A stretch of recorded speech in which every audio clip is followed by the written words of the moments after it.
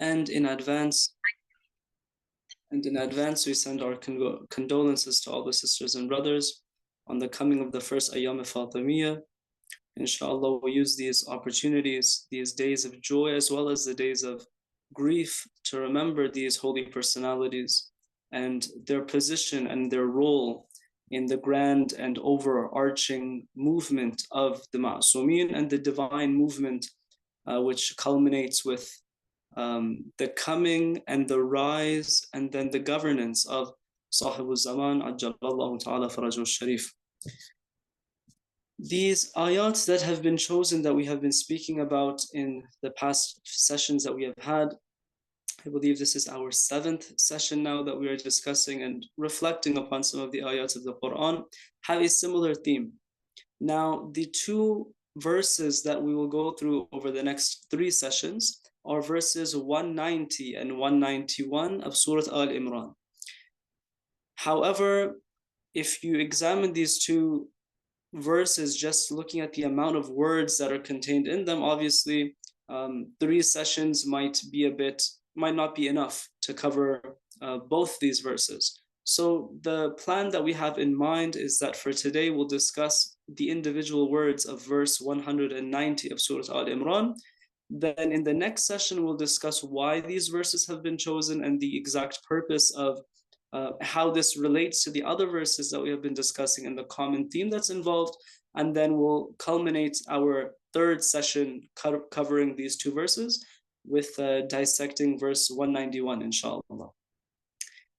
Now, there are not many people that I can ask on the spot to translate the various words of this verse. First and foremost, if you have either a pocket Quran or your computer or your phone, please open up this ayah, bring up this ayah, verse 190 of Surah Al-Imran, so that we can read it together, and then we'll go through the individual words, inshallah. أعوذ بالله من الشيطان الرجيم بسم الله الرحمن الرحيم إن في خلق السماوات والأرض واختلاف الليل والنهار لآيات لأولي الألباب. This ayah, perhaps you've heard. It's one of those common ayats that are recited. With your permission, I'll put you on the spot and do a quick pop quiz as we're waiting for the others to slowly join us for this session. And we'll break down some of these verses, some of these words in the verse. Starting with the very first word, which is a word that all of you are familiar with and has been repeated multiple times in the Holy Quran, which is inna. So Brother Jawad, if I can call on you first, can you please translate the word inna for us? Walaikum salam. Thanks for putting me on the spot. Online it says that inna means indeed, but I don't know if what's the deeper signification of that. Indeed, it does mean indeed, or surely, or truly. Any of these words, really all these different synonyms that we have in English for a word that places emphasis on what you want to say, all of these are acceptable. Indeed is a good translation. Thank you. Well, now while I have you unmuted, can you also tell me the translation of the word fi? Fi means inside, I think. In, yeah, in. Okay, okay. That's good. The next word is khalq. Brother Ali Mahdi, can you tell us what the word khalq means? Yeah, khalq is creation. Ahsant, creation. Khalaqa would be he created. Khalq is creation. Ahsant, thank you. Sister Maradiya, can you tell us the translation of the word as-samawat? Heavens, the heavens. The heavens. With this alif lam in the beginning, it becomes the heavens. If it was samawatin, it would be heavens. This alif lam makes it the heavens. Something known, a particular word that is being mentioned here. Sister Siddiqa, thank you for joining us. Can you tell us the translation of the word al-ard? Al-ard. Sorry, you came late. We're discussing verse 190 of Surah Al-Imran. I'm not sure if you were aware of that. Yeah, the earth. The earth, thank you, Ahsan. Again, as you said, the alif lam is the ard, it would be earth, al-ard, the earth. We've covered everyone. So I guess we'll have to do double trouble now. Ali Mahdi, I'll throw it back on you.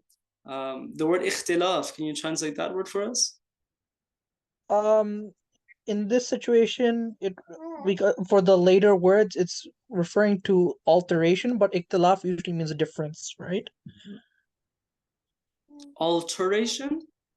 Like the all like alternating of the Alternation. yeah. Yes, alternation. Which is and I like how you also mentioned that the word would mean difference. If I say there's an ikhtilaf between me and you, it would mean we have like differences between one another in the sense that maybe we're in a fight. There's a misunderstanding that we have and we're kind of going back and forth. There's an ikhtilaf, right? We're not on the same page. So Hassan, thank you for also adding that.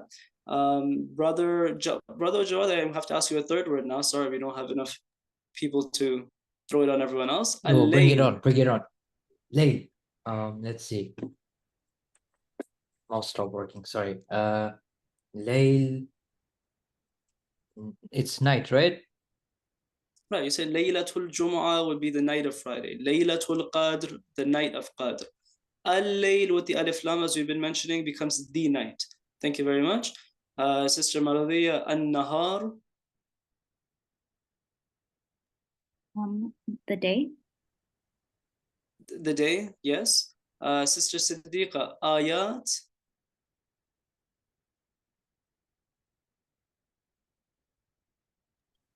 The sign or signs. Signs, or exactly. Signs because Signs. it's at the end. Okay. Exactly. Ayatin, not al-ayat. Thank you. Yes. And now the last word is ulil albab. Ulil albab, if we had one more person, I would throw it on them, but we don't. So I will throw this back to Sister Maradiya. Can you tell us ulil albab? Is it the people? People who? Of reason? Who have reason? People who reason, people who have intellect, people who have the power of intellection, they think. Excellent. Ulil albab. Now in our session today, which we will begin now, this ulil albab I will not explain now because this itself requires the second session. The first session, I want to go through some of these words. I want to use this session as an excuse to mention some points that are perhaps not related to one another, but I think are important points for us to contemplate upon. These words that we will be discussing in this session that have been mentioned in this verse 190 of Surah Al-Imran have come on multiple occasions in the Quran. Therefore, if we have a little bit of an understanding of what these words are, or at least their translation at the very least, then when they come up in various other verses, we'll be able to make connections as well. We'll also be able to understand what the verse means in terms of its actual lexical translation. So that I just wanted to mention that at the outset, that perhaps in other sessions we were going word by word and connecting this general theme that we had through the words. Even if a word like ala would come or ila would come or fi would come, there would be some significance that we would throw back to the original theme that we had in mind. Today I wanted to mention just a few points that may be a bit scattered, but I think are important for us to contemplate upon. At the outset, see this Surah Al-Imran, if the whole surah wasn't revealed in Medina, at least the majority of the ayat were revealed in Medina. Of course, in this case of where these surahs were revealed and ayat were revealed, there's differences of opinion, of course. At the very least, we know these ayat that we're discussing now, 190 and 191, were revealed in Medina, meaning after the Holy Prophet ﷺ made his hijrah, many individuals had now converted to Islam, and now Islam was kind of spreading. Now, in the tafsir, in the exegesis of Ibn Hatam, it's been reported that Ibn Abbas has brought the sha'n nuzul, the context of the revelation of these two verses. Ibn Abbas, as you know, is a direct relative of both the Holy Prophet ﷺ and Amir al-Mu'minin alayhi salam. He's the cousin. Ibn Abbas, he's the son of Abbas. Abbas, as you know, is the brother of Abdullah and Abu Talib. So this is the first cousin of both Amir al-Mu'minin and the Holy Prophet ﷺ. Ibn Abbas learned the art, or not the art, the science of tafsir from Amir al-Mu'minin alayhi salam himself.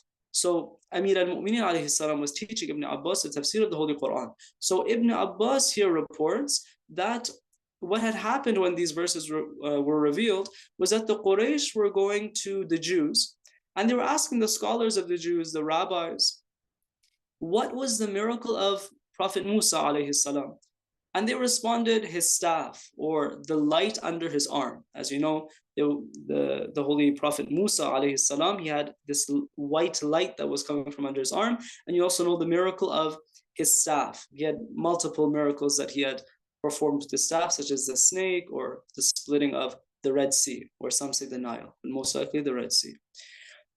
So this is what Nabi Musa's miracle was. Then the Quraysh went to the Christians and they said, what was the miracle of Nabi Isa alayhi salam? And they said, he cured the leper, he cured the blind, he revived the dead. Then they went to our Rasul sallallahu alayhi wa sallam, and they went to him. Now they've learned the miracle of Musa alayhi salam, the miracles of Isa alayhi salam. And they said, Ya Muhammad sallallahu alayhi wa sallam, if you turn the mountain of Safa and Marwa, right? If you turn the mountain of Safa into gold, we will believe in the oneness of the one whom you worship.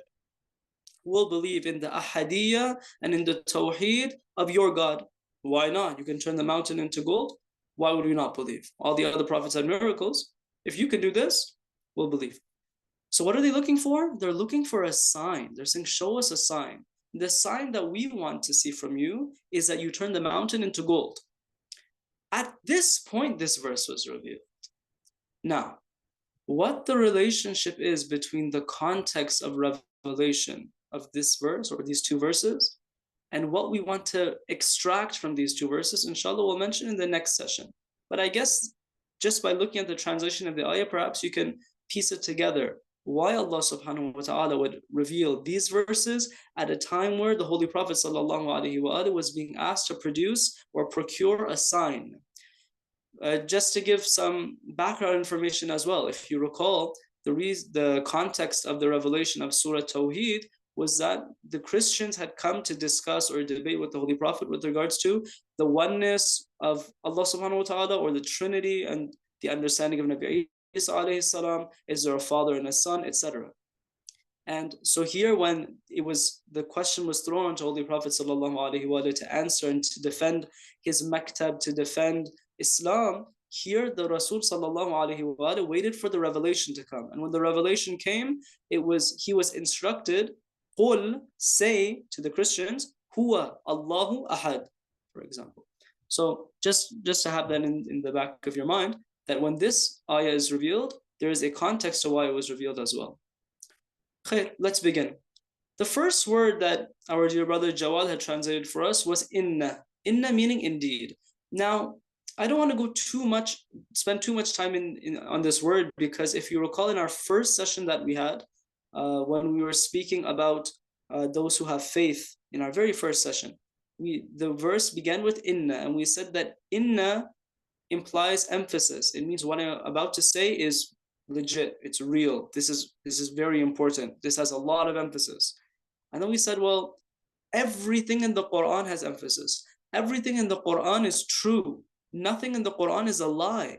Why would you need to put emphasis? Emphasis is not required when you're making a statement that everyone already believes in.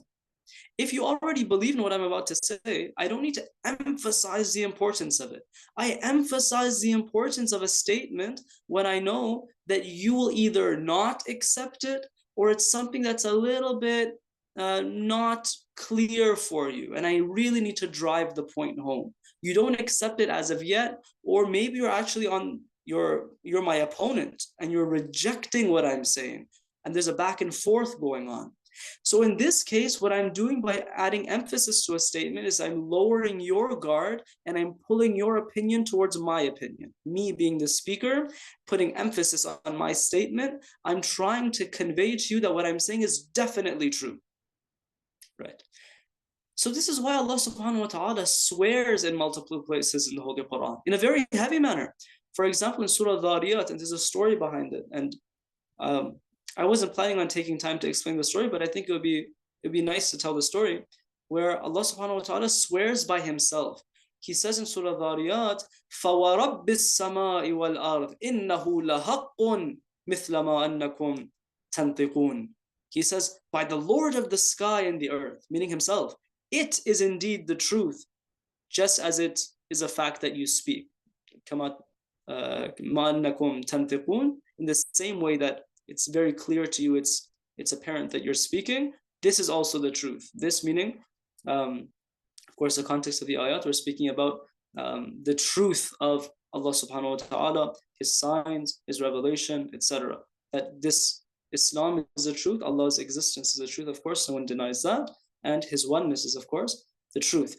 فَوَرَبِّ السَّمَاءِ, this wow is swearing. Allah subhanahu wa ta'ala is saying, I swear by myself, right? The context of this ayah is that a man had come, he didn't really know much, he had come to learn some ayahs of the Quran. This was the first ayah of the Quran that he had learned. Sorry, the verse before this, 22 of Surah Al-Dhariyat, was the first ayah that he had learned. And the ayah 22 of Surah Al-Dhariyat says that your rizq is in the heavens. Your sustenance is in the heavens. He heard that ayah, he loved it, over the moon. And then later on, he comes, I think he was on his way to Mecca, maybe, I can't recall, and he comes across a scholar. Apparently that scholar was Zamakhshari. Some say it was Zamakhshari. Zamakhshari, he was asked by this man to teach him some ayat of the Quran, to recite some ayat of the Quran. Zamakhshari recited this ayah for him, number 22, that the man had really loved, and then recited the next ayah, the one that I just recited for you.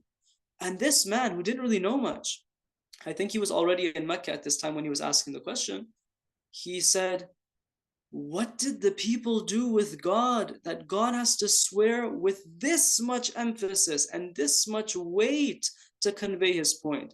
Did the people reject so much that God had to swear by himself like this? فَوَرَبِّ السَّمَاءِ وَالْأَرْضِ.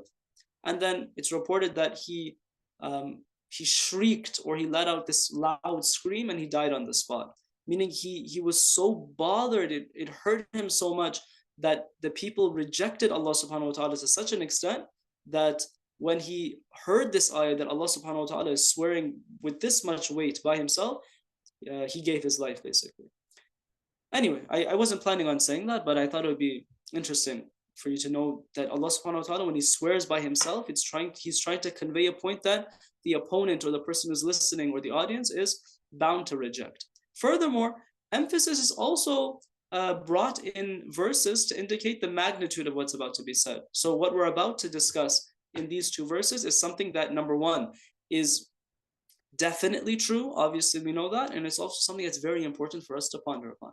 So what is it that's very important? Inna fi khalq. Khalq means creation, as the brothers told us. But khalq does not mean the origination of the universe. It doesn't mean surely in the creation, meaning in the origination of the universe, there are signs. Here it means surely in the quality of existence, in the movement and in the stillness of existence, in the transformations of existence. See, if I say ponder upon the origination of the universe, what are you going to think about? There's nothing much to think about. You don't have any understanding, you don't have any knowledge about how the universe came to be. You don't know what creation means, what it means for this world to have originated, for all of existence to have come about. We can't fathom this. We don't have knowledge of this. If I say ponder upon it, you'll say ponder upon what? Naturally. What is it that we're being asked to ponder upon or to take as signs? The way that this existence or that creation exists. As a result of pondering upon this state of existence, when we pay closer attention to everything that happens every day around us, we'll realize all these fascinating realities that exist. We'll realize that those things that we take to be mundane, that we see every day, are actually much deeper than we had thought. This further reflection makes us realize that there is balance in creation.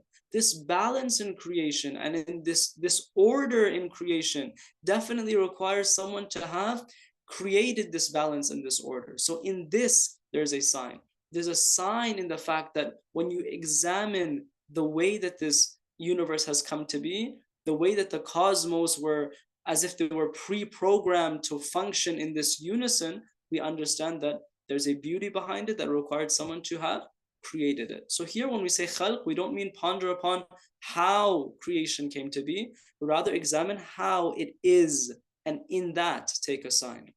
One of these signs, so the creation of what in particular, Allah subhanahu wa ta'ala says, the khalq of the samawat, of the heavens. Sama is the singular of samawat. Samawat is plural, heavens.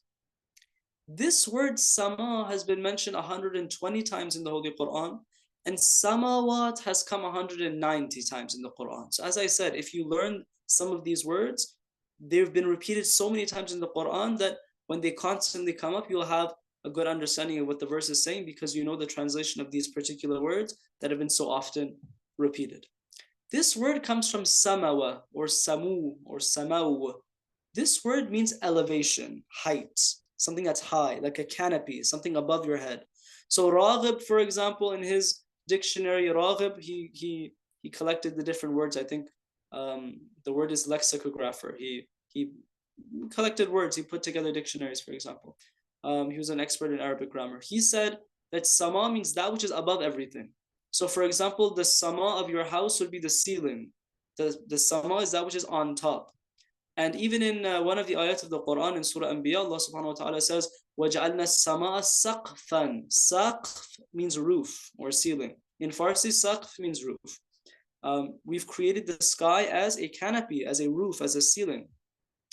The word sama has also come to mean the word rain. For example, in Surah Nuh, we read, يُرْسِلِ السَّمَاءَ عَلَيْكُمْ مِدْرَارًا.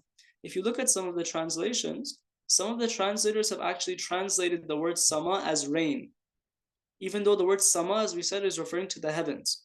But some of them have gone a step further and said what Allah subhanahu wa ta'ala means by He sends down the heavens upon you abundantly is He sends rain upon you abundantly. So this word has been used to imply rain as well. Obviously, rain comes from the skies. Anyway, so the point is that this word samawat refers to the heavens. Now, one point I wanted to mention here, as I said, some scattered points that I wanted to mention, is that some people have come and said that perhaps samawat or sab'a samawat, the seven heavens, is referring to the 7 layers of the Earth's atmosphere. The Earth, they say, has 5 layers. The atmosphere of this Earth has 5 layers, and then they say they have secondary layers as well. We haven't discovered those other 2 layers, but as of right now, we have 5. God has said there's 7. The scientists haven't figured out what the other 2 are. See, the thing I wanted to say here is that we shouldn't be looking at the Quran in this way, that we're trying to look at that which scientists have discovered and then try to apply it to what the Quran is saying. And say, look, the scientists have discovered this. 1400 years ago, we said something else. Or we already knew this 1400 years ago. Look at how advanced we are. See, an issue here comes up, which is that we're taking science to be the standard and we're trying to match the Quran up with the science. The science is ever changing. We're constantly discovering different things. There are things that we believed 100 years ago, 500 years ago, 2 years ago, that now we don't believe, that now we've disproven. So for now, if we come and say, you see, that thing that the scientists had discovered and have come to a conclusion that this is a fact, the Quran says the same thing as well. The communists would do this, by the way. The communist Muslims, or the Muslims who had a bit of a communist edge to them, would try to do this. They'd be like, God was a communist. God was talking about Marxism in the Quran. This verse is talking about social egalitarianism. They'd kind of try to match up the Quran with their ideologies. We shouldn't be trying to do this. Why? Because if tomorrow they actually prove there's 8 layers, or they never prove that there are these 2 more major layers, there's 5 major layers, right? These scientists will say, why did you guys say 7? Didn't you say sab'a samawat is referring to the layers of the Earth's atmosphere? We have 5. Prove what the other 2 are, right? We don't want to run into this issue, right? Even so, first of all, we can't say with certainty Allah subhanahu wa ta'ala is necessarily 100% referring to the 7 layers of the Earth's atmosphere. Maybe He's not, right? And if He is, let's say there are 7 major layers of this Earth's atmosphere, for example. Even if that were the case, as I said, what we're doing is we're trying to match the Quran up with the science. Let's try to not do that. A lot of the mufassirin of the Ahl Sunnah in the past century did that a lot, right? We had very famous mufassirin from Egypt that would say that a jinnah or jinn in the Quran was referring to microbes or bacteria. Because they had this materialist ideology, especially in Egypt, especially in some of these Arab countries, just in the past century, they would try to take that which the materialists and the scientists were saying and match the Quran up with that. So they say, what are these immaterial beings that the Quran refers to as jinn that cause different issues for human beings? Oh, these are just bacteria, they cause sickness. So this kind of comparison we want to stay away from. Other issues that we have as well are like mathematical miracles. Perhaps you've seen a lot of these forwarded messages. Someone comes and says, this word has been mentioned this many times in the Quran. Subhanallah, it's a miracle. For example, I'll give you one example. People have said that the word yawm, which means day, has come 365 times in the Quran. It hasn't. It's come 415 times. So this guy comes and tries to say, this guy, by the way, is someone that has written an entire book.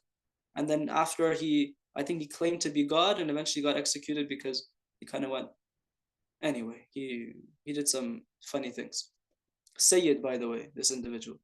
And he wrote this book with all these mathematical miracles. And what had happened was he kind of had a claim in his head that we have 365 days in the year. Let me find a way to make it make sense that God has used the word yawm 365 times. He used the word 400, Allah subhanahu wa ta'ala used the word 415 times. So what does he do? He says, no, don't take ayyam and yawmain and these plural forms or dual forms of the word. Take the singular form, which is still, that's not 365. He says, okay, don't take yawmuhum or yawmahum or yawma'idhin, any yawm which has something at the end of it, take those out as well. We say, okay, if we're going to take out the word yawm when it has something connected to it at the end, we should take out the word yawm when it has something connected to it in the beginning as well. Bil yawm, fal yawm, these should go out too. He says, no, just the ones that have something connected at the end. Now we have 365. Why are you going through all this effort to try to prove this? What's the point? What are you trying to get at? There are 365 days. You don't think that Allah subhanahu wa ta'ala knows how many days there are in a year? You don't think Allah subhanahu wa ta'ala is the creator of time? What are you trying to get at? Why do you need to prove this so much? Yes, there are certain things that are very bewildering and fascinating. I think the word dunya and akhirah have been repeated 115 times each, something like that, if I remember correctly. Sure, these things are interesting.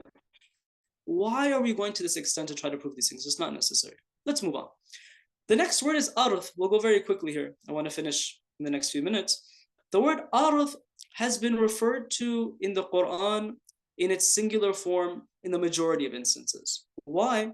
Because when you and I think of earth, we think of that ground which is underneath our feet, correct? But the word aradun or aradin has come in our riwayat, has come in the Quran, has come in the Nahj al-Balagha, has come in multiple places. In Dua Ahd, for example, we read the word aradin, right? In other adiyah as well. So we know that other celestial bodies, other planets, for example, are also considered to be earth or to be ground or to be land. The thing is, you and I, when we think of earth or land or ground, we think of this one, right?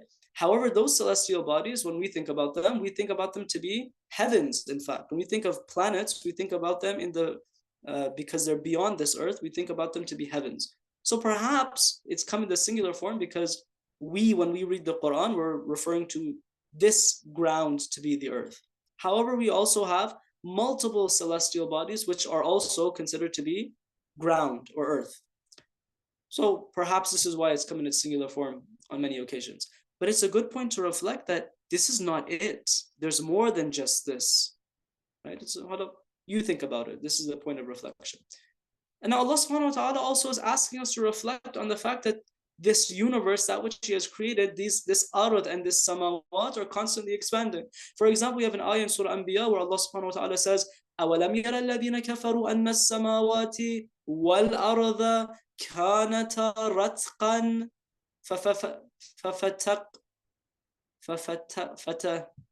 فَفَتَقْنَاهُمَا. Sorry, I got this confuser.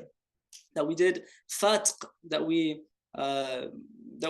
expanded, that we unraveled the heavens and the earth. So Currently, scientists are saying that the universe is always expanding.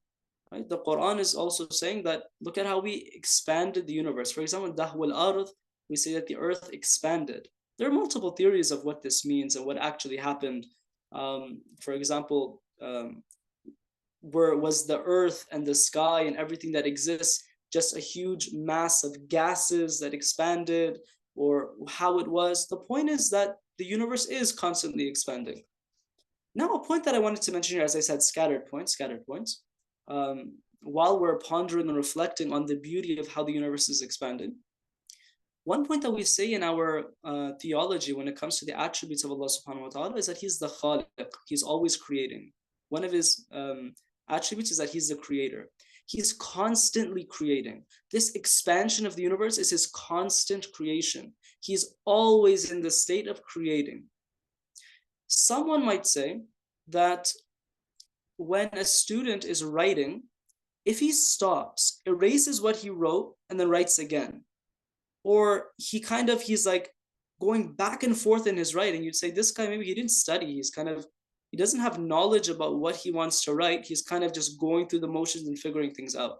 Is it the case that Allah subhanahu wa ta'ala doesn't have everything figured out? And He's kind of just going through the motions and kind of expanding the universe? Couldn't He have just made the universe the way it was meant to be from the get-go in one shot?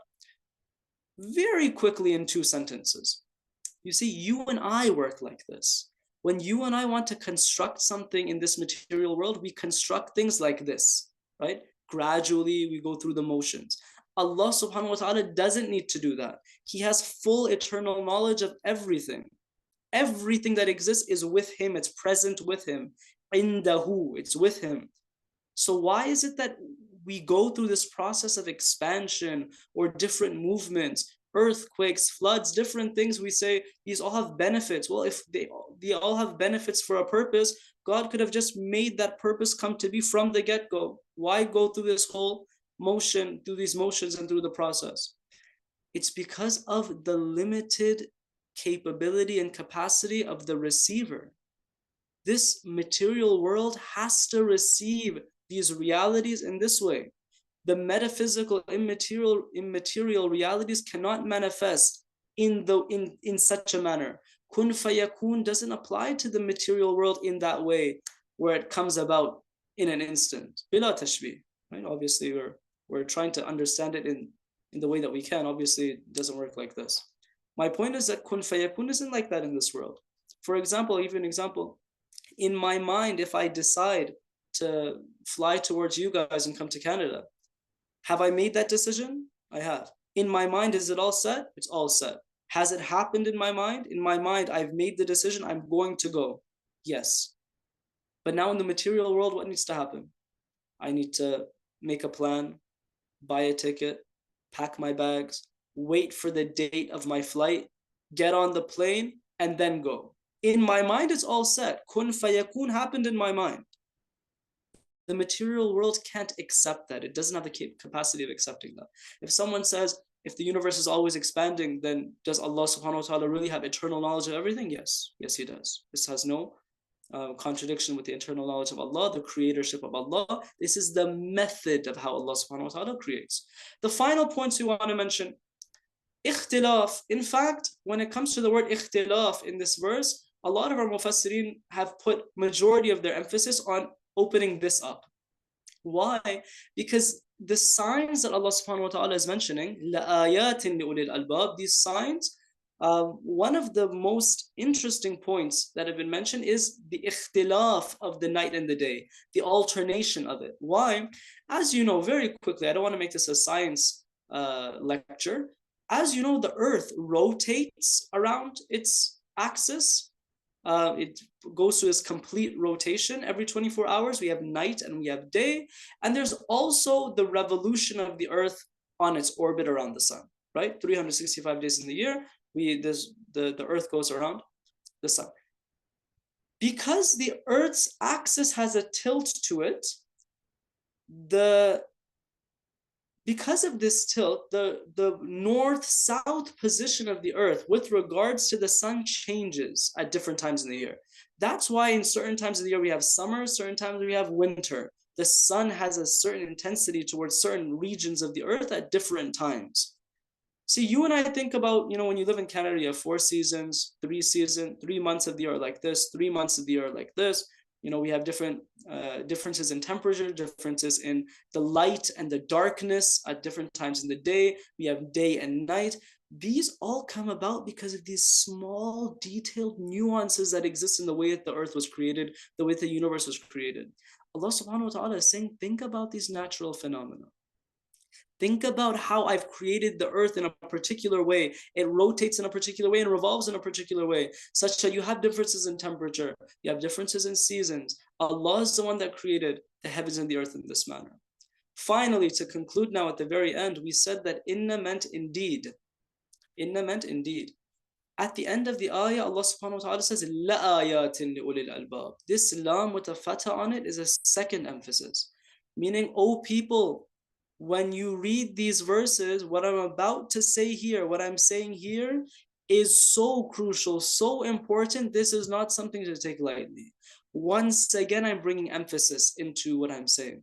When I'm talking about the fact that I've created night for you to rest and the day for you to worship me and be active and work and to make a living, when I talk about the fact that there's differences in seasons because of the way that the earth revolves and rotates, when I speak about the fact that the heavens and the earth unraveled and they're expanding, and I've placed you in a particular spot with reason, and the fact that with all of these changes and fluctuations and transformations in the universe, everything is moving in harmony and in unison towards one goal.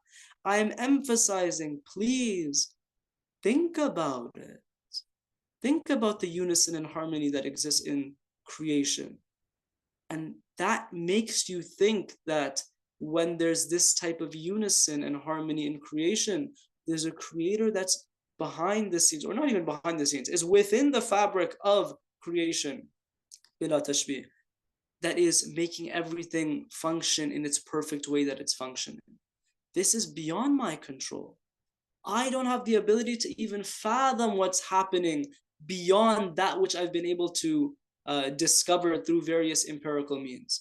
Allah subhanahu wa ta'ala is the one that's guiding all that exists through the means of the Ahlul Bayt alayhimus salam, through Sahibul Zaman alayhis salam, in order for everything to reach its goal, to reach perfection. These are things to contemplate about. These are signs for the ulil albab. Who are they? Inshallah, we'll discuss next week. Please, until next week, go through these 2 verses and each of the words and learn the translation, have them prepared for next week so that we can discuss what these signs are, and while we discuss what they are, who they are for. How is it that these signs are means of reflection for these individuals who possess intellect, the ulil albab. Wassalamu alaikum wa rahmatullahi wa barakatuh. In the chat, looking forward for the day you'll visit, inshallah. Inshallah, we'll visit soon. I thought there was a question.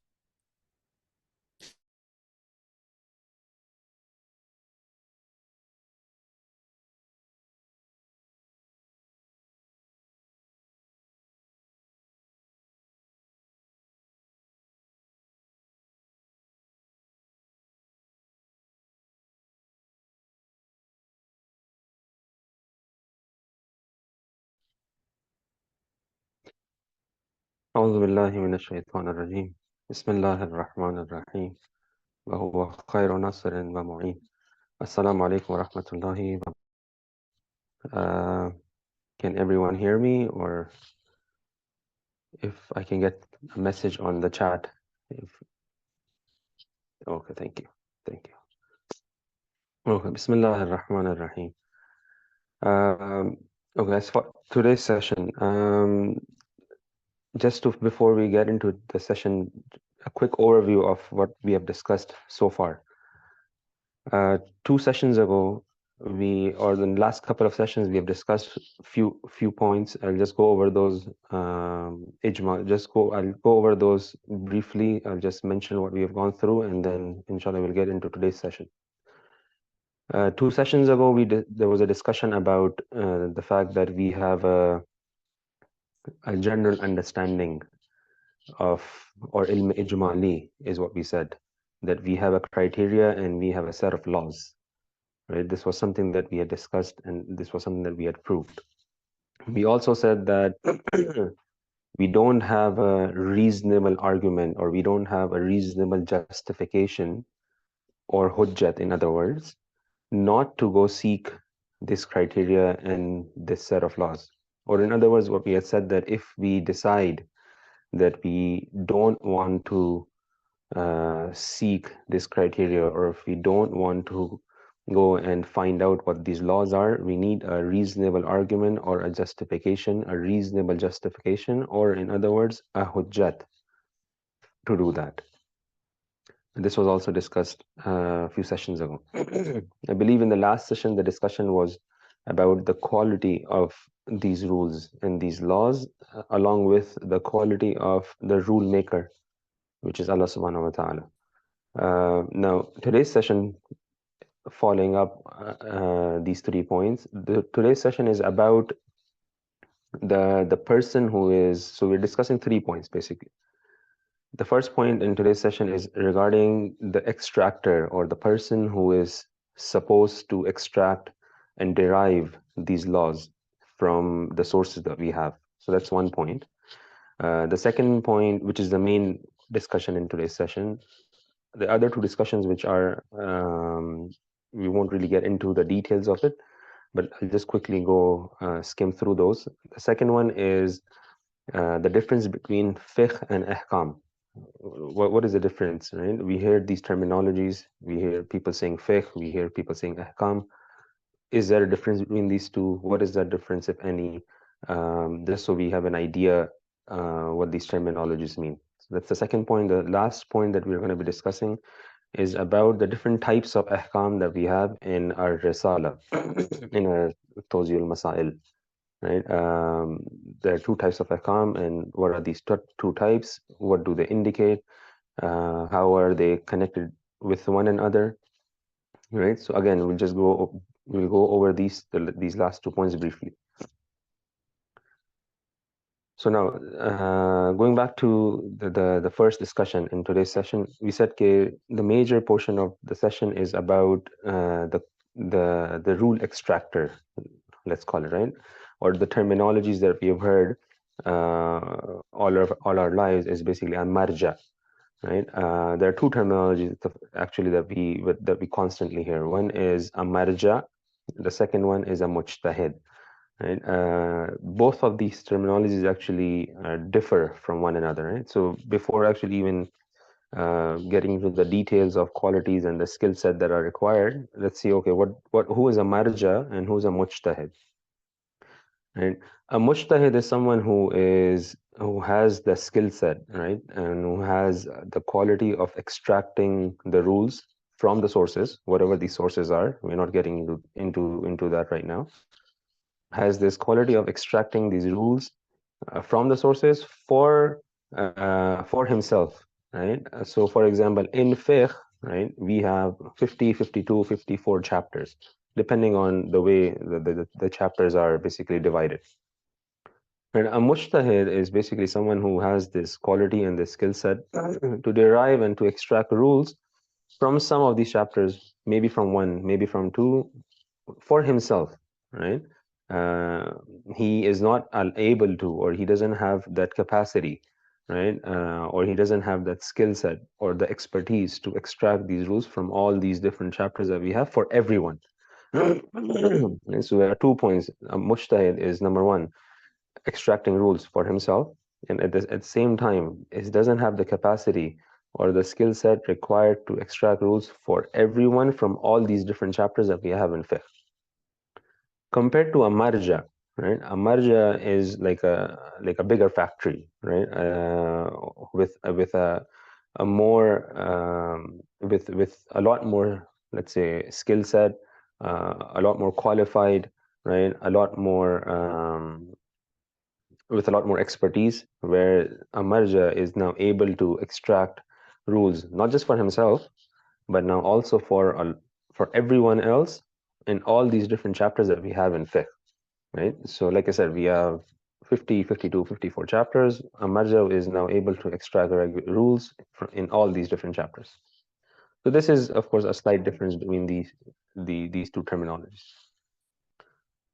Now, so here the discussion is about a marja, right? It's the discussion is not about a mujtahid. Yes, there are similarities, and what one has to go through to become a marja and one has to go through to become a mujtahid. Yes, there is an overlap, right? But here the main discussion is about the marja.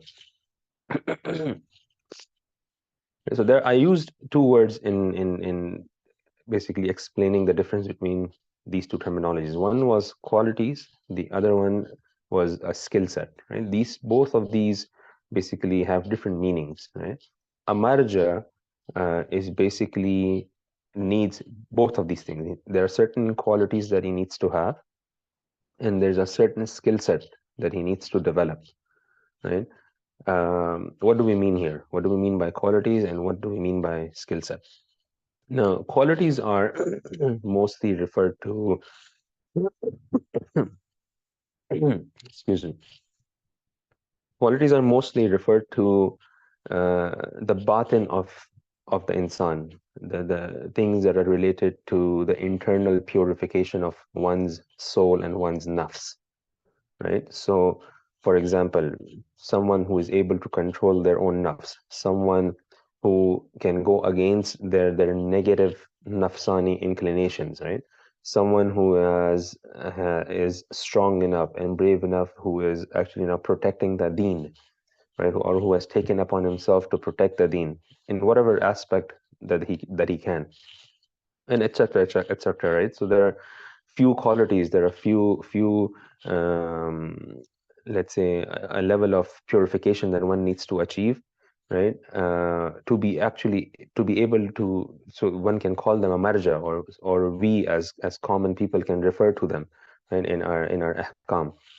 And these are actually mentioned in our risala as well. Okay, who can we follow apart from from a knowledge point of view, that the marja needs to be the most knowledgeable.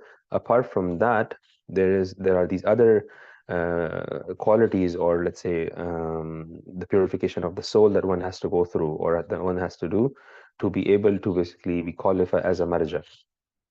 Right? So these are the qualities. The second word that I used is the skill set, and which is what we are going to be focusing on in the session.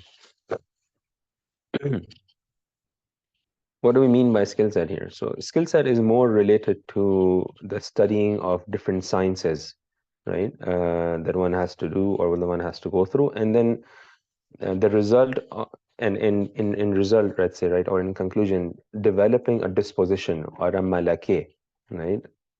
After utilizing these sciences over a number of years, right? So someone who's a marja, right, is now going through all these different sciences over, all these different years, and then in result, and then he's utilizing these sciences in different areas, right? And in result, he's now developing a disposition or a malaka of what? Of being able to extract rules, right? Of being able to derive rules from the sources that we have. Right? So this is what skill set is referring to now. It's related to the sciences that one has to study, or a marja is basically studying, right?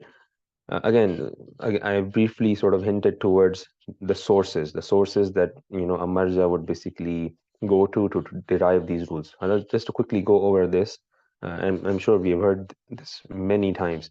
Like, what are our sources, right? We know one of the major sources, of course, is the Quran. And another source is the traditions of the Ahl al-Bayt, the riwayat that we have.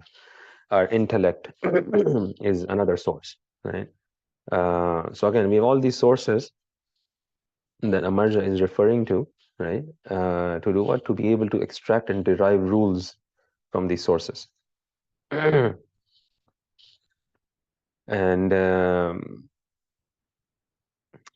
excuse me one second. Okay, sorry about that. Right, so we have all these sciences that a marja is basically, or a person is basically going through and studying, and in the end would develop a disposition or a malaka. Why? Because they can extract, or they can derive rules and regulations from these sources. So follow-up question then is, okay, why are these sciences required? Why does one have to go through this many number of years, study this many number of sciences, and we'll also go through the type of sciences that one has to study. Why does, what is one doing? What is one achieving? So we said, okay, we are deriving rules. Okay, then what? And a person, a marja, has derived rules, has a book called Tawzi al-Masail or Risale, for example. Right? What is happening now?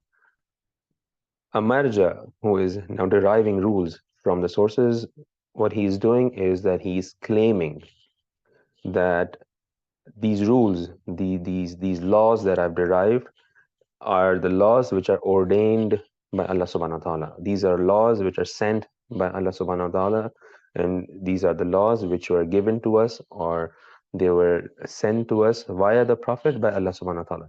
Now this claim is not a small claim, right? We always hear that the marja is putting his neck on the line for everyone, right, in front of God. Right? If someone comes and makes this type of a claim, right? Okay, this specific rule, this specific law that I have come up with is the law ordained by Allah. This is not a small claim. And you need a reasonable, again, going back to the same terminology that we had used 2 sessions ago, you need a reasonable argument or a reasonable justification or hujjat, right? In other words, to have such a claim. When a marja goes and studies all these sciences and eventually develops a disposition or a malake, and in the end, or when he's using these sciences to derive now a law, what he's doing is he is putting his neck on the line, but with a reasonable justification, with a hujjat, right? So when on the day of the judgment, if he's questioned, why did you have this rule, for example, he would have a reasonable justification or a hujjat for himself to defend himself or to answer. Basically, it's like a court of law where he needs to provide a reasonable justification of what he has said, right? Because he is claiming that the rule is ordained by Allah. That's basically what's happening as on the marja side, right? Us as followers and us as who are muqallideen, right? For us, it's not an issue. Our justification is what? Our justification is that we don't have the expertise to derive the regulations or the rules, so we're going to follow someone who is a mutakhassis, who is an expert in the field. That's our justification to follow someone or to follow a marja, right? But a marja's justification is something else.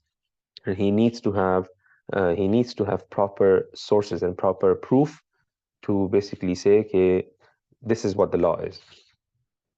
And we can just to sort of hint towards one other point as a side note, like just from here we can sort of try to understand why are there differences, and we'll go over a couple examples as well. Why are there differences in some of these laws that we, for example, that we see in the Risale? So in the difference in the moon sighting rules, for example, there are differences in other rules that come across, right? We have come across so many issues, not issues, but I would say we see so many differences, and it makes us really makes us think, why are these laws, why don't we have common rules and regulations? Why are there so many differences? In some cases, differences are such that one marja is saying that this full-on thing or this action is, for example, wajib. The other one is saying no, it's not wajib, for example, right? So we have differences to this extent. So that's one point, right? Which is why do we have to study these sciences? Why a marja has to study these sciences is because basically, if he's putting his neck on the line, he needs to have a hujjat and a reasonable justification for what he's saying. Now, the follow-up question then, or the follow-up discussion to this is, what are these sciences? Right? To what level does one need to study these sciences? Right? So I'll quickly list some of these sciences that let's say someone who has decided to become a marja or someone who is a marja has basically gone through. Excuse me. So one of the most important sciences, and we've all heard about this many times, is Arabic, the Arabic language, right? It's probably one of the most complicated sciences. It takes a lot of time and effort to become an expert into Arabic, right? Arabic language itself has 12 to 14 different sciences just under Arabic related to Arabic language, right? So we know about, for example, Arabic grammar, which is Nahaf, right? We know about Arabic morphology, which is Sarf, for example. Right? We know about Logat, which is basically the knowledge of the vocabulary, basically. Plus, there are other sciences. So there is Balagat. We've heard about Balagat, which is basically eloquence, right? And Balagat itself, or this ilm of eloquence itself, has 3 different sciences under it.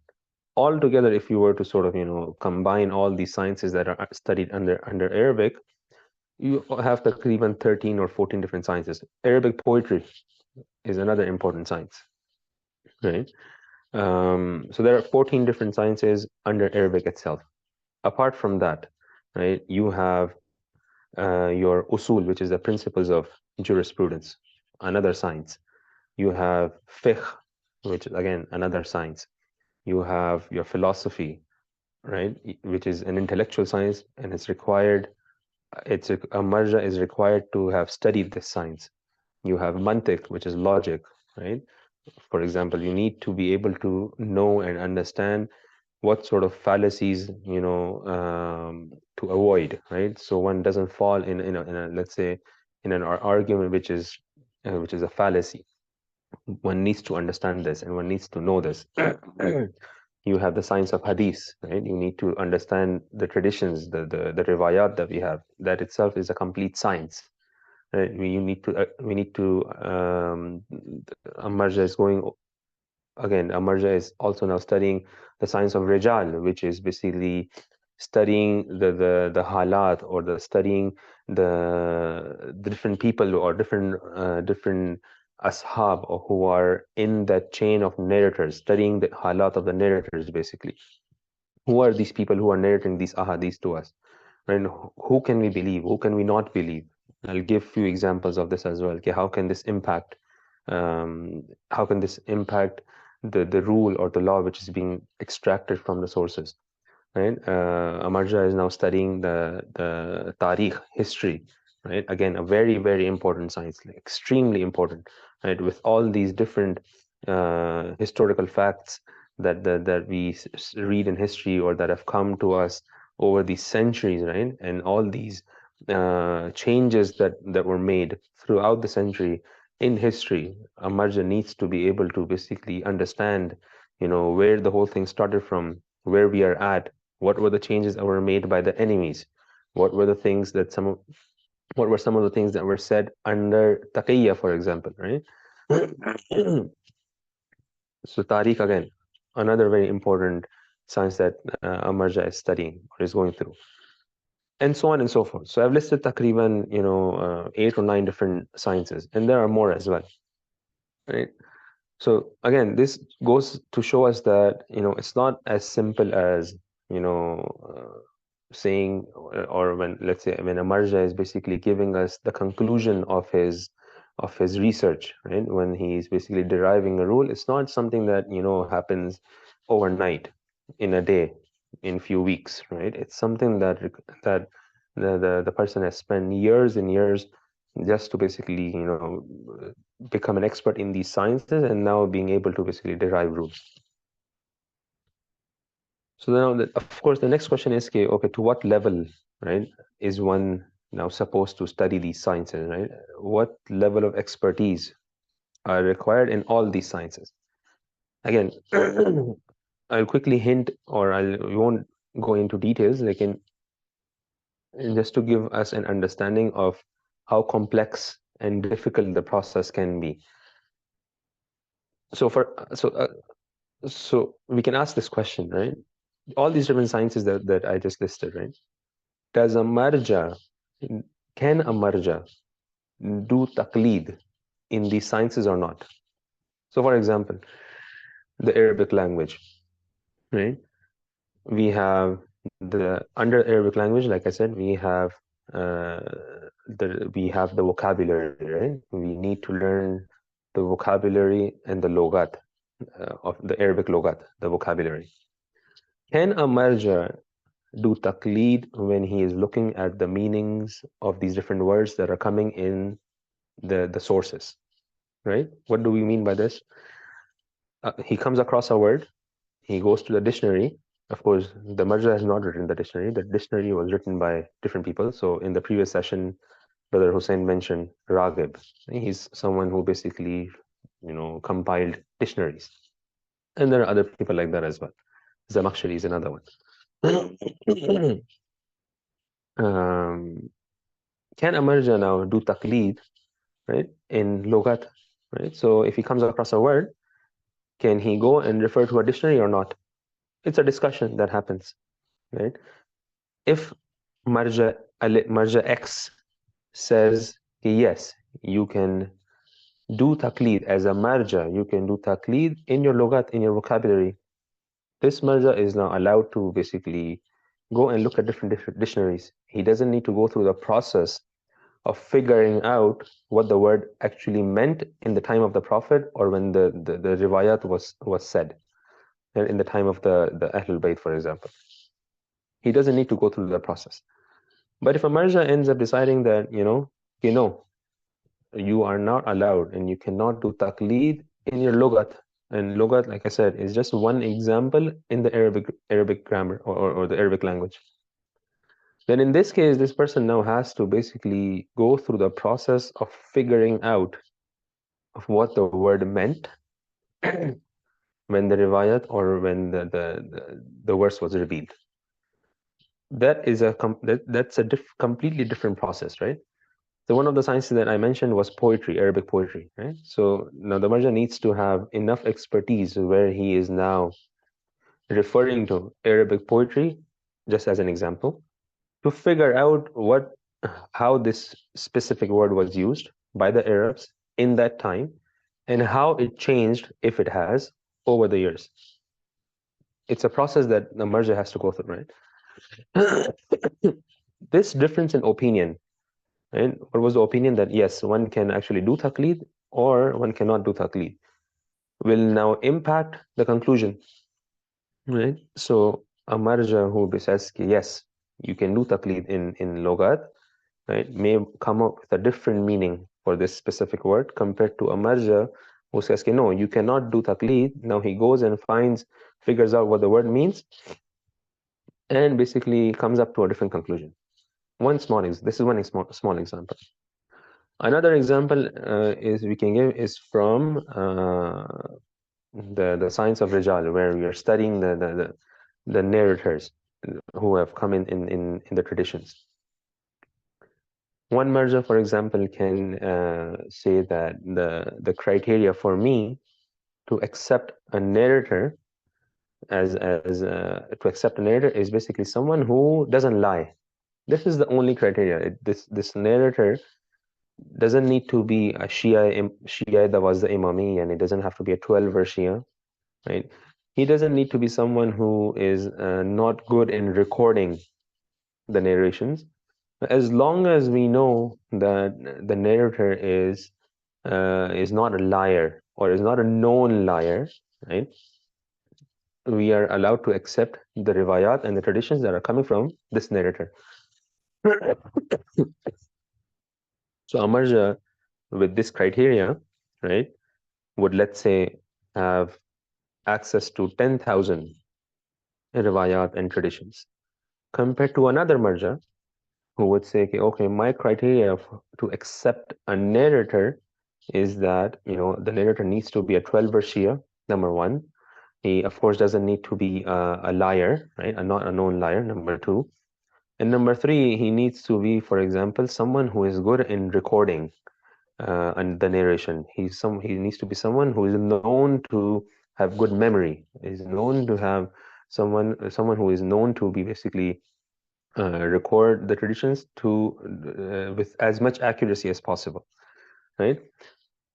So let's say marja X has the first criteria, marja Y, let's say, has the second criteria. Now this marja Y would now have access to, a lot less ahadith, right? A lot less traditions compared to marja X. That is marja Y, or the second marja now, might have access to maybe only 1,000 ahadith compared to 10,000 that the first marja had, right? Now this would impact what? The conclusion, the final law, the final rule, the final hukum that is being derived from the sources, right? The amount of data that's now available for each of these marjas is now different. So the chances of them coming to a different conclusion goes higher. Right? Again, it's a good example to basically understand why do we see differences in these laws and in these ahkam and in the risale that we have. A third example, right? A much more, let's say, practical example, and again, this is coming from usul, which is the principles of jurisprudence. We'll use, Hajj as an example. So we know that, all these actions that we have, there are prerequisites, for some of these actions, right? So for example, if someone wants to go for Hajj, right, there are certain prerequisites that we need to go through, we need to perform. Our intellect tells us, you need to perform these actions to be able to go to Hajj. So for example, if you decided to go to Hajj, right, next year, for example, you're going to need a passport, a visa. You need to take time off from work. You need to arrange and make a lot of other arrangements, right, to be able to go to Hajj, right? So these are the prerequisites that our intellect tells us that we need to perform to be able to go to Hajj. Again, we have two marjas now. One marja X, let's say, might say that yes, our intellect tells us to perform these prerequisite actions, but there is no wujub shari'i, yani there is they are not obligatory like namaz, for example. They're not. It doesn't have the obligation, a shari'i obligation. Yani we don't have proof in our sources, right? In Quran and Riwayat, we don't have proof that indicates that performing these actions are wajib on us, just like namaz is wajib. Performing which actions? These prerequisite actions, like getting the passport, like taking time off from work, like getting the visas, for example. So marja X has this opinion. Okay, yes, our intellect tells us, but there is no wujub shari, and they are not wajib. So what does this mean, right? It means that if one was not able to go to Hajj because they forgot to make their passport, or they forgot to get their visas, right? This person now will not be questioned or has not committed a haram act in relation to passport and visa, right? So on the day of judgment, for example, he will not be punished according to this marja for doing what? For not making the passport, for not getting the visa, for not making sure that he is able to get time off from work, for example. Right? Compared to, let's say, another marja Y. He says, yes, our intellect tells us that these prerequisite actions are important and are necessary to be able to go to Hajj. And at the same time, there is wujub shar'i now. Right? He says, shar'an, it's now wajib for you to basically perform these actions. So what? So you can go perform the actual action, which is the Hajj. In this case, according to this marja, making the passport, getting the visa is now wujub shar'i, right? So if one is not able to go to Hajj because they forgot to make their passport, or they forgot to get their visas, on the day of judgment, this person is now questioned, or in other words, has now committed a haram act, right? Which he'll be punished for, potentially. Right? Why? Because he was following this marja Y, and according to marja Y, according to his opinion, these actions, these prerequisite actions, had wujub shar'i on them. So not performing these actions will now have consequences. And so here again, it's another good example to basically understand why do we see differences in these ahkam. This example was, like I said, from usul, from the principles of jurisprudence. Another more, let's say, one last example I would say is the example of, let's say, another good example would be again we'll use an example from fiqh, right, or from ahkam, let's say. So again, using this concept of prerequisite actions. So let's say we are in a situation where let's use we'll use a fiqh example, but let's use namaz as an example, right? Salat. So right now, for example, here I think it's nighttime. I think 9 or 10 p.m. in Toronto. So the question that I can ask is this: do you have the wujub as a fajr on you right now? In other words, namaz al-fajr, does it become wajib on you when we enter the time of namaz al-fajr? Or no, it's wajib on you as we speak right now before we have entered that time of namaz al-fajr? I hope the question is clear. Right? It's a question that comes up and which is studied again in the sciences. Right? Now, if Marja X, let's say, says, you already have the wujub on your neck, right? Before we even enter that time of namaz al-fajr, you already have that wujub on your neck. Marja Y says, no, the wujub only comes on your neck when you actually enter that time of namaz al-fajr. Before you enter that time, the wujub is not on your neck. So what difference does it make, right? So let's assume that you have one glass of water, and this is the only water that you have, right? According to Marja X, right, who says the wujub is on your neck, right?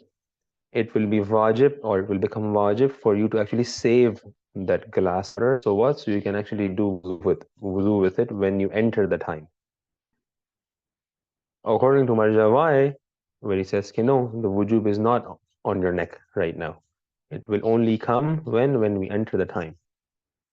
According to this marja, it's not wajib for you now to save that glass of water. You can actually drink it, you can actually throw it in, for Fajr.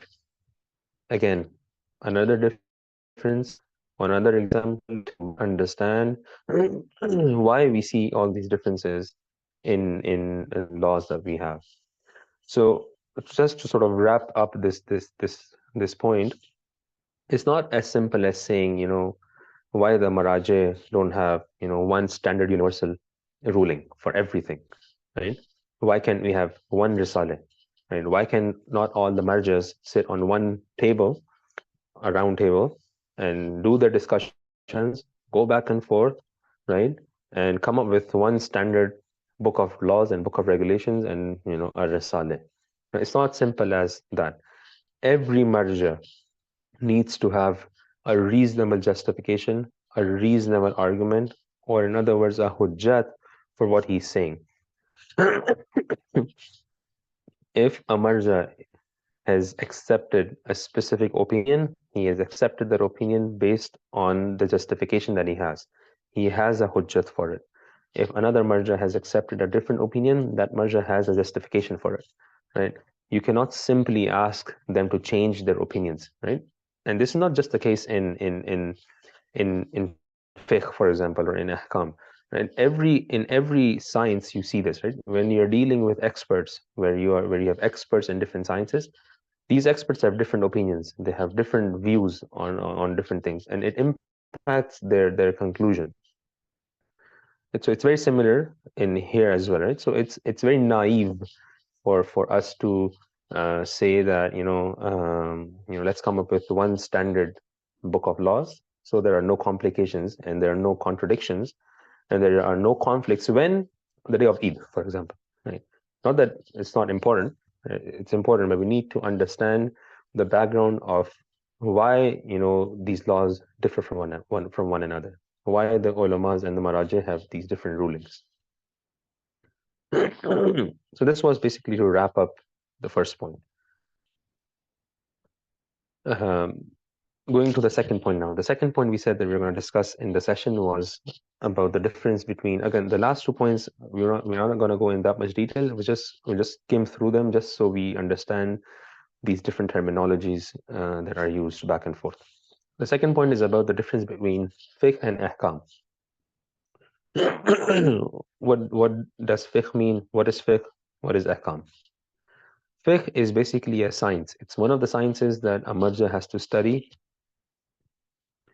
or has to become an expert in to be able to derive laws, right? So when a marja is now studying fiqh, he's studying the opinions of a lot of the ulama and maraji before him, right? So the contemporary maraji, for example, Agha Sistani, Ayat al-Khamenei, and other marajis, when they study fiqh, they are studying opinions from when? From the time of Sheikh Mufid, depending if they are available or not. They are studying all these different opinions that the ulamas have, right? They are now studying all these different riwayat, right, that these ulamas have used to derive these rulings, right? They are going back and forth. They're critiquing the views that ulamas have or have had in the past, and they're trying to figure out, how the laws were derived in the past, or what opinion did the previous ulamas held, and how did they get to their opinion. Right? It's a science, right? It helps them. It helps a marja to basically develop this disposition and this malaki. Again, you can ask, okay, why is it important to basically figure out or to know what the previous ulamas have said? Why is it important to know this? Again, it's a separate discussion, but it's part of the studies that one has to go through. So fiqh is like, fiqh is a science basically. Ahkam is the conclusion or the result or the final result of fiqh, right? So a marja who has gone through all of fiqh, like I said, there are 52, 54 chapters in fiqh. A marja who has gone through all these different chapters, right, is now going to derive different rules and regulations pertaining to all these different chapters, which are called ahkam. So what we have in our hands, as muqallideen, is basically a book of ahkam. It doesn't tell us, or the book of ahkam doesn't show us the mechanism that the marja has gone through to arrive at this conclusion, right? Where is that mechanism studied? That mechanism is studied in the books of fiqh. So again, this is a difference between these two terminologies. So that was the second point of discussion in today's session. The last point of discussion in the session is the difference between the types of ahkam we have in this book of ahkam, right? Or the type of ahkam or the type of rules that a marja is now extracting from the sources. So we generally have two types of ahkam that are extracted or that are derived from the sources. We have ahkam taklifi, right? That's the first type. And we have ahkam waz'i. I'll just quickly go over the definition of these two, just so you have more clarification. And I think the file that will be sent to you guys would have more explanation, inshallah. So we have two types of ahkam. We have ahkam taklifi and we have ahkam waz'i. Ahkam taklifi are related and are pertaining to our actions, right? So for example, namaz is wajib. So pray namaz. Praying, it's a wajib to pray namaz. It's an action. Praying namaz is an action. It's wajib to fast, right? It's an action. So ahkam and other actions like that, right? So ahkam which are related to our actions are called ahkam taklifi. Another good example is, if the mosque has become najis, right, it's wajib to make sure that we make it tahir, right? So making it tahir is an action. Right? It's taharat is an action, which is pertaining, which is an action basically. Therefore, it's called a hukm taklifi. Right? It's these are ahkam taklifi now. Ahkam which are related to our actions. The second type of hukum that is derived are called ahkam waz'i. These are related to different halat and different relations that we have with different things, states, in other words. Right? These ahkam mention different states of different things. So different states of different things. So for example, fulan cheese is, or fulan thing, or this specific thing is najis. This is the state of this thing, right? Or blood will make things najis.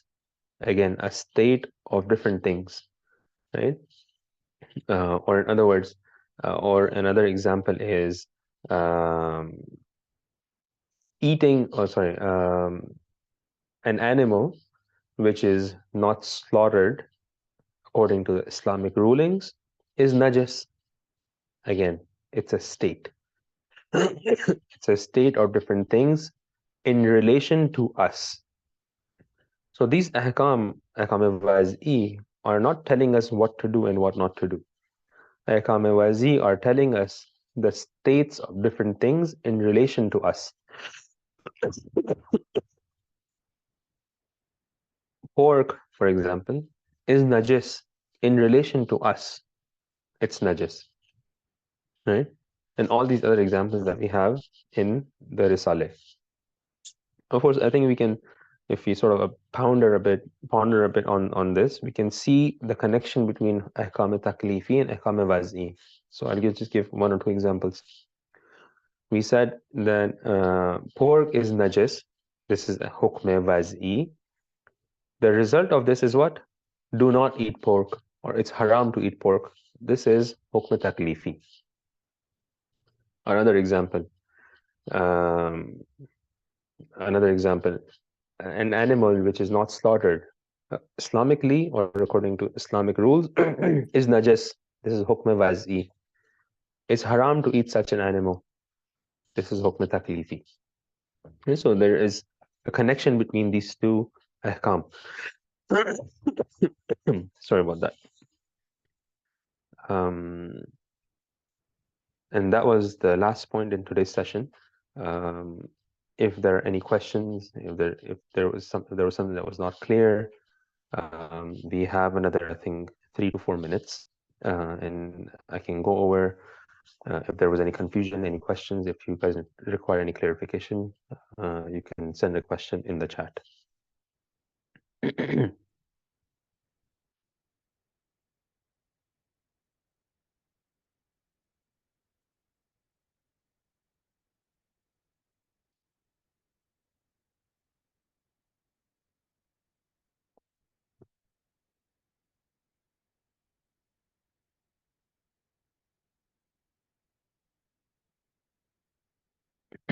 So I don't see any questions. I hope that was because, inshallah, because you guys can ponder on this. If something comes up afterwards, you can send a message in the WhatsApp group, and inshallah we'll answer. Okay, I think someone posted something.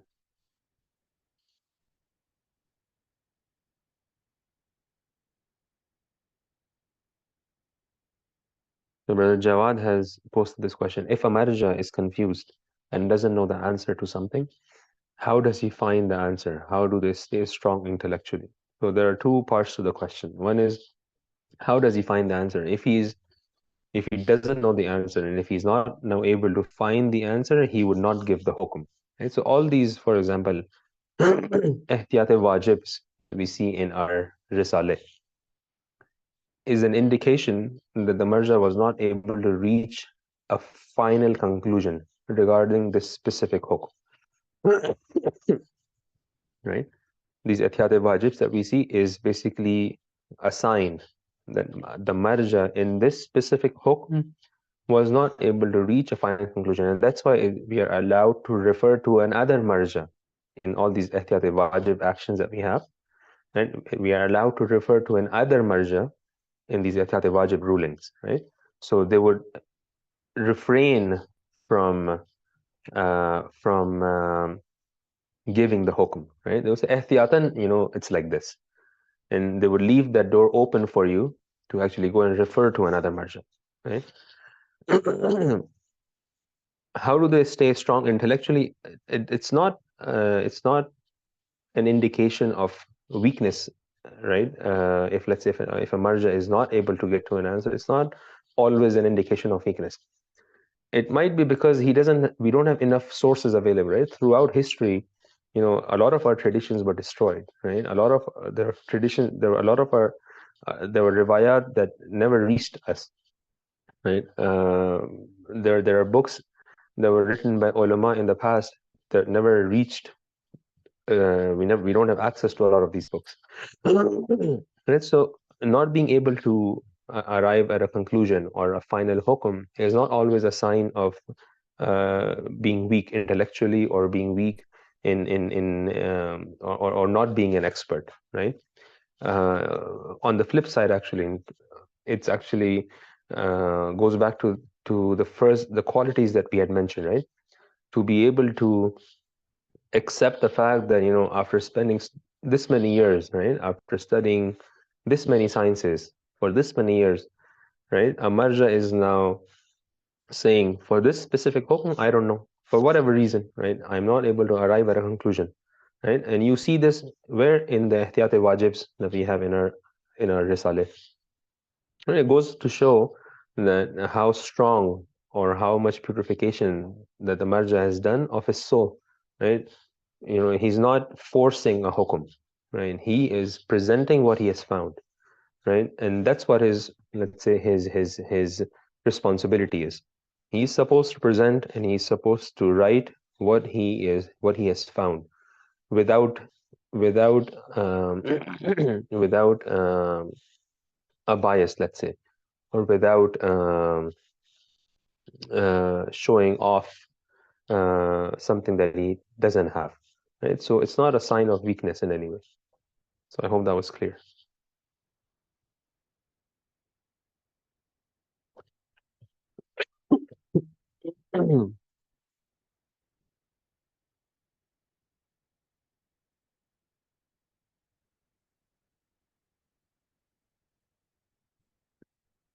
Okay, so inshallah, if you guys have more questions,